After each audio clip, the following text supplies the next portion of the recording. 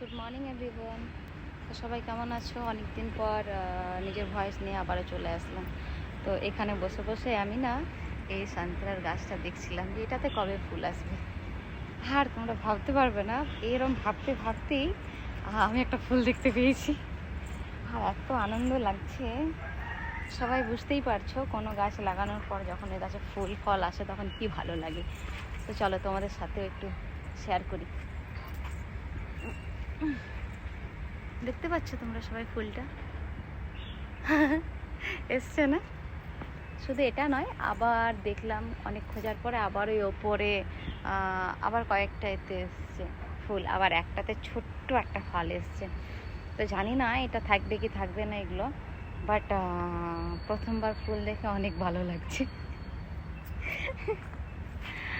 তো চলো আবার নেক্সট ভিডিও নিয়ে চলে আসবো তোমাদের সাথে। বাই।